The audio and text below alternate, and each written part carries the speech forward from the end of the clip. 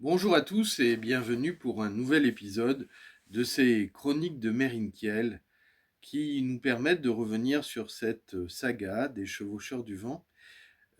J'ai ouvert avec vous les pages du premier livre des Chevaucheurs du Vent, l'objet de toutes les convoitises, et nous avons évoqué la semaine dernière les larmes d'Aldébaras. Nous étions alors au cœur de la cité marine où se nouaient les fils d'une première intrigue qui concerne un certain nombre de personnages et qui est un des ressorts majeurs de la saga des Chevaucheurs du Vent, même si la cité marine elle-même est peu évoquée tout au long du premier tome que forment les 4 premiers livres. Nous poursuivons l'exposition de l'action et des personnages en ouvrant le deuxième chapitre qui constitue pour nos chroniques le deuxième épisode et qui s'intitule La controverse des mages.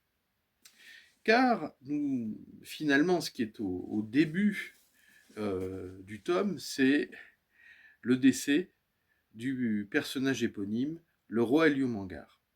Et le chapitre commence en effet par une phrase toute simple. Eliumangar venait de rendre son dernier souffle. S'ensuit l'évocation d'un passé en forme un peu, non pas d'oraison funèbre, mais de rétrospective sur les siècles, les 5 siècles exactement, qui venaient de s'écouler, et qui avait permis à Eliumangar d'unifier les clans magiques et de se liguer contre l'un des puissants ennemis que nous verrons au prochain chapitre. Et également d'en affronter depuis 2 ans un second qui désire la même chose que le premier, c'est-à-dire s'emparer de la clé céleste qui ouvre la cité marine, où se trouve le trésor de l'humanité. Le décès du roi Eliumangar, qui est le fondateur de la dynastie, le fondateur du royaume et de son unification, un royaume qui couvre la quasi-intégralité du continent, de ce qu'on a appelé le royaume qui veille sur les océans, en langue sacrée des dieux Merinkiel, d'où le nom de nos chroniques, eh bien, laisse les tenants du régime dans l'embarras. Qui, finalement, conserve au gouvernement du royaume le Conseil des 9 mages, qui a été fondé il y a un certain nombre d'années et qui est finalement l'institution principale autour du monarque. Ce conseil est bien dans l'embarras car aucune règle claire de succession n'a été créée, ce qui va finalement déclencher une controverse entre les 9 mages qui composent le conseil. Alors qui sont-ils ? Tout d'abord, il y en a 6 qui sont les émissaires des 6 clans magiques qui ont été fédérés par Eliumangar. Ils sont présentés brièvement et le chapitre va tourner d'ailleurs surtout autour de la controverse entre 2 d'entre eux. Le premier est l'émissaire du clan des sorciers de l'Aube qui représente la plus puissante magie, la plus ancienne du continent, celle des sorciers de l'Aube, qui constitue un royaume dont j'ai produit quelques images dès le début de ces chroniques, réalisées avec l'intelligence artificielle.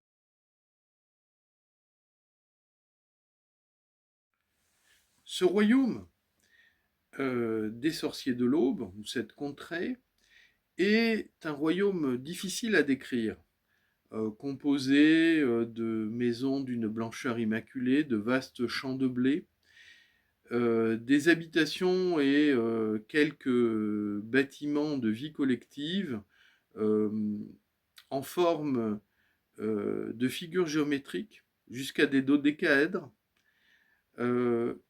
une organisation sociale très particulière qui sera d'ailleurs détaillée dans les épisodes suivants avec des enfants éduqués collectivement par des pères nourriciers parmi les sorciers, des fonctions très respectées, et l'ensemble du clan gouverné par le seigneur Mélès.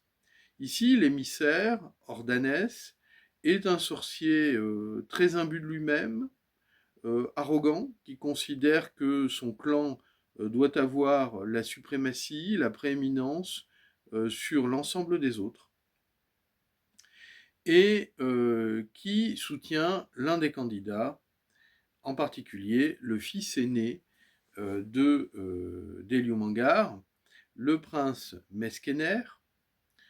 Et pourquoi d'ailleurs Ordanès défend-il le prince Meskener? En vertu du droit d'aînesse qui est en cours au sein du clan des sorciers de l'Aube. Mais ce n'est pas le cas du royaume, et d'autres clans ne pratiquent pas de la même façon. Le droit d'aînesse n'est pas un droit universel, même si le clan des sorciers de l'Aube veut l'imposer. Il y a peut-être une autre raison, c'est que le prince Meskener est plutôt un diplomate. On apprendra bientôt que pourquoi ce n'est pas un guerrier, pourquoi il a peur en fait de la magie, mais il a su s'attirer les sympathies de puissants personnages, aussi bien de l'aristocratie du royaume que du clan des sorciers de l'Aube. Et c'est pourquoi Ordanès le soutient. L'adversaire d'Ordanès est très très différent. Il représente les chamans des marécages. Alors, on ne peut pas faire plus opposé comme mode de vie que ces chamans qui, pour l'essentiel, n'ont pas de véritable pouvoir magique, mais un contact avec la nature, avec les insectes, avec la faune et la flore des marécages, pour l'essentiel, mais qui sont gouvernés par une puissante magicienne qui porte le titre de Lonbator. Euh, il s'agit de la Lonbator Ringvelok, dont la suite d'ailleurs des Chevaucheurs, aujourd'hui en cours d'écriture, le tome 2, évoquera un peu l'origine. Il s'agit véritablement d'une magicienne d'origine elfique et qui est en contact depuis des siècles avec l'intégralité de ces chamans et en particulier les gardiens des frontières, des marécages. L'ambassadeur de ce clan n'est ni plus ni moins que le fils de Ringvelot, le prince Grace, qui est un guerrier, un prince guerrier, et qui ne s'embarrasse pas de diplomatie, à l'inverse d'Ordanès. Il y a donc une controverse, une querelle même, entre les deux ambassadeurs. Très importante.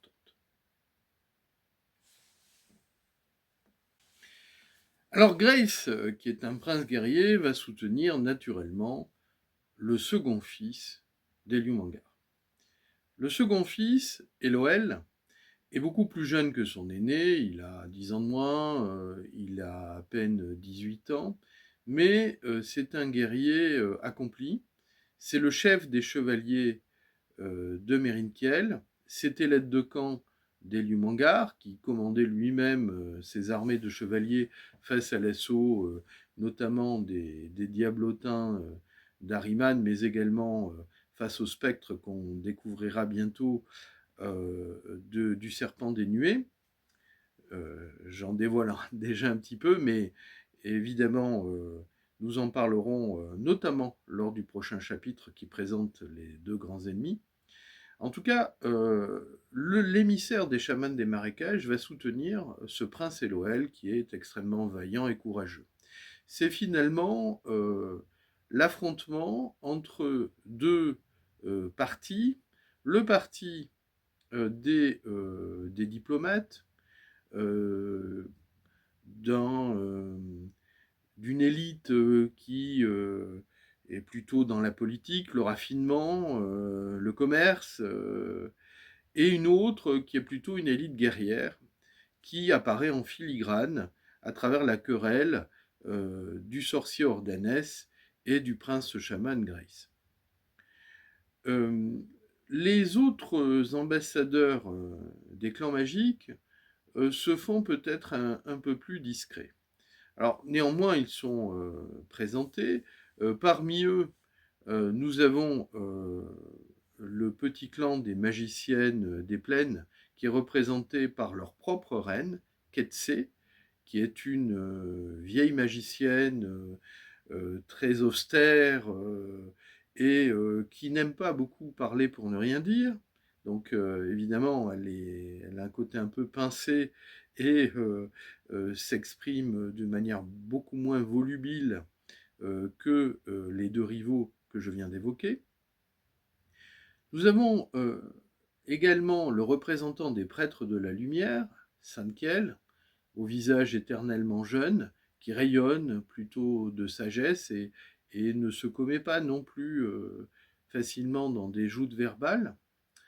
Nous avons également l'ambassadrice Ypriel, des fées du bois des saules, dont il sera également question par la suite. Et c'est vrai que les fées, dans la saga des Chevaucheurs du Vent, apparaissent plutôt comme des êtres pacifiques qui facilitent l'œuvre de la nature, le lien des hommes, mais également des animaux avec la nature, avec les minéraux. C'est un peuple qui est composé non seulement des fées qui les gouvernent, mais aussi d'êtres élémentaires comme les sylphes qui seront évoqués. Et le dernier est très discret, ambassadeur, puisqu'il s'agit d'un vieil enchanteur. Ils sont peu nombreux d'ailleurs, les enchanteurs des montagnes. C'est un tout petit clan qui surveille les trolls dans les montagnes, qui sont des êtres en général malfaisants, encore que nous verrons qu'il y a des exceptions. D'ailleurs, 3 d'entre eux font partie de l'armée d'Ahriman, et 3 des plus puissants, puisqu'il s'agit de trolls aux 9 têtes.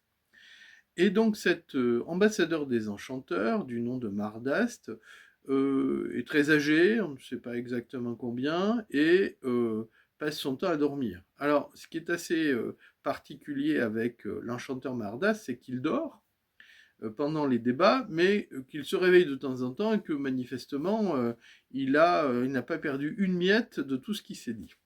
Donc, voici les 6 ambassadeurs des clans magiques, et qui se partagent finalement entre 2 candidatures pour la succession du roi Liumangar, le prince Eloël, qui est le second fils et le chef des chevaliers, et le prince Meskener, qui est l'aîné, plutôt un diplomate, un courtisan. Je vous disais qu'il y a 9 mages.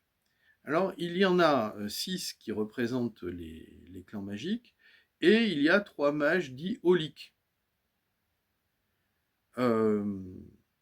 Donc ces mages holiques, c'est-à-dire de cour, ont été nommés par Liumangar lui-même. Alors, celui qui anime les débats, qui les préside depuis plusieurs décennies, à la place d'Eliumangar lui-même et du vivant même du roi, c'est le grand prêtre Mérendis.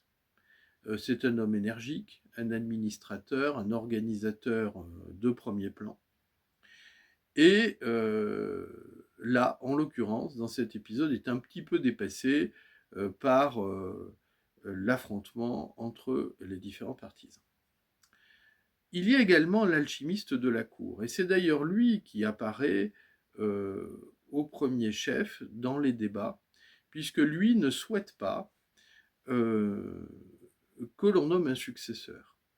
Il veut tenter d'utiliser l'alchimie, qui est un art nouveau, pour ressusciter Eliumangar. Et la première d'ailleurs controverse va opposer Athanor, puisque c'est son nom, et il donnera son nom au fameux four des alchimistes. Athanor propose la résurrection, de faire revivre Eliumangar, et Hordanès s'y oppose au nom d'un interdit sacré qui est développé. C'est une offense aux dieux que d'essayer de faire revivre les morts. Donc, première controverse avant la seconde dont j'ai parlé tout à l'heure, qui est celle qui oppose Hordanès et Grace dans le soutien d'un des 2 princes à la succession d'Eliumangar.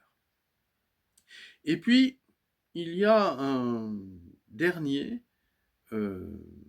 magicien, un dernier mage, qui est le doyen. Mélaniel est le doyen du conseil, et depuis des siècles, depuis que le conseil existe, Mélaniel a une prééminence spirituelle sur l'ensemble de ses collègues, mais ne s'exprime jamais. Il garde toujours le silence, son regard est perdu dans la contemplation des étoiles. On sait peu de choses de lui au départ. Il jouera un rôle par la suite beaucoup plus actif que ne le laisse penser la première rencontre avec ce personnage apparemment très âgé, dont on saura plus tard que c'est un très proche d'Eliumangar.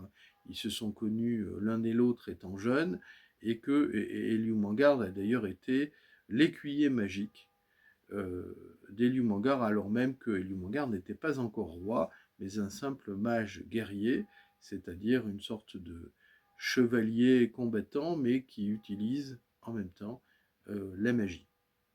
Alors, ici, évidemment, la controverse devient très animée, va se cristalliser autour du choix entre les deux princes, et on n'a pas encore évoqué la question du troisième prince, qui pour l'instant n'est soutenu par personne, et il s'agit justement du jeune Ravengard qui sera présenté. Alors je vous dis quand même un mot de Ravengard, car vous l'avez deviné, ne serait-ce qu'au travers du trailer, Ravengard va jouer un rôle très important dans la suite de la saga. C'est un jeune homme extrêmement jeune, puisqu'il a 14 ans au début de la saga, étonnamment très grand, de très haute taille, beaucoup plus grand que beaucoup d'adultes, qui physiquement fait beaucoup plus âgé, a l'air déjà d'un jeune adulte, mais qui, dans son âme, garde une âme très enfantine. Alors non pas qu'il soit immature, mais il garde cette innocence propre à l'enfance, et fuit volontiers la compagnie des adultes ou même d'adolescents pour aller dans le bois des saules, se mêler aux fées, aux sylphes, se perdre dans une contemplation de la nature, de la beauté de ces différents êtres. Voilà où nous en sommes dans ce deuxième épisode de la controverse des mages. Je dirais que le décor est déjà posé. Nous avons un conseil qui n'est pas unanime, dit très divisé. Mérendis arrivait à le maîtriser, mais tant que Eliumangar était vivant, l'autorité incontestable d'Eliumangar sur les clans magiques permettait d'assurer l'unité. Et là, nous sommes dans un contexte où le roi vient de mourir, alors même que le royaume est affronté à deux terribles ennemis, le conseil est divisé. Et on ne sait pas résoudre la succession. On aurait pu penser avec nos yeux contemporains que finalement dans des sociétés traditionnelles le droit d'aînesse s'imposerait naturellement, et ce d'autant que le fils aîné d'Eliumangar est vraiment adulte, il a près de 30 ans, alors que ses frères sont beaucoup plus jeunes.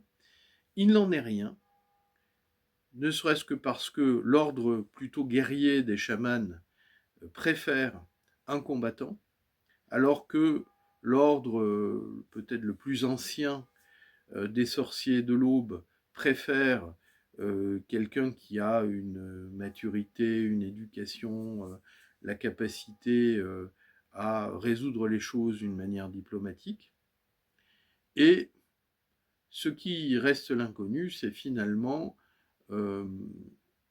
la rareté de parole des autres émissaires des clans, et le silence coutumier, mais pourtant ici assourdissant, du doyen Mélaniel, dont on ne sait pas finalement s'il va rester dans ce silence contemplatif qui lui est coutumier, ou s'il va sortir de sa réserve et prendre une position. C'est dire si nous en sommes, dès le début, à une difficulté pour ce royaume qui risque de tomber. La question à ce stade est de savoir lequel des deux ennemis va l'emporter et accéder à la cité marine, où on a vu la semaine dernière que la dame Aldébarra était déjà confrontée à des difficultés et que Ahriman avait déjà, pour ainsi dire, un pied dans la place, puisque il comptait des partisans au sein même du conseil de la dame. Voilà donc comment s'ouvre et comment commence la saga des chevaucheurs du vent. Je vous parlerai la semaine prochaine d'un autre élément très important, plus en détail, alors même si j'ai un peu défloré le sujet. Le prochain épisode s'intitule Deux puissants ennemis. Et nous en serons à décrire ces deux puissants ennemis qui s'affrontent et qui constituent également des protagonistes très importants dans cette saga des chevaucheurs du vent. Je vous remercie et je vous dis à bientôt.